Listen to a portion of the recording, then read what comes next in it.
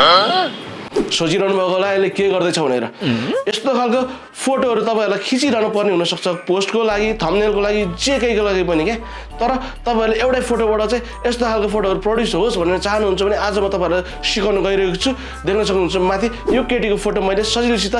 angry excited होइन जुन कुनै पनि एक्सप्रेसनमा चाहिँ मैले चेन्ज गराएर चाहिँ सजिलैसित चाहिँ प्रड्युस गरेको थिएँ है गाइस यस्तो बनाउन एकदम सजिलो छ यो बनाउन आज तपाईँहरूलाई सिकाउन गइरहेको छु यो भिडियोलाई पहिला सुरु सेभ गर्नुहोस् होला त्यसपछि देख्न सक्नुहुन्छ तपाईँसँग यस्तो एउटा मात्र फोटो चाहियो त्यसपछि जान सक्नुहुन्छ गुगल जेमिनाईको चाहिँ नानो बनानामा चाहिँ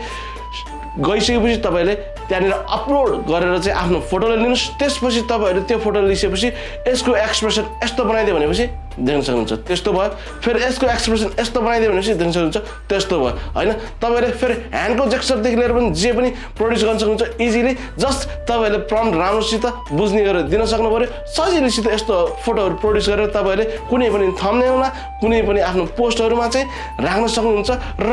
मजाको भिडियो पनि क्रिएट गर्न सक्नुहुन्छ भिडियोको लागि फेरि नेक्स्टमा मैले तपाईँलाई प्रड्युस गरेर देखाउनु गइरहेको छु गाइस अहिलेको लागि यति नै यदि केही कुरा बुझ्नु भएन भने प्लिज मलाई कमेन्ट डाउन गर्नुहोस् होला र तपाईँहरूले मेरो जस्तो यस्तो फोटो लिएर तपाईँहरूले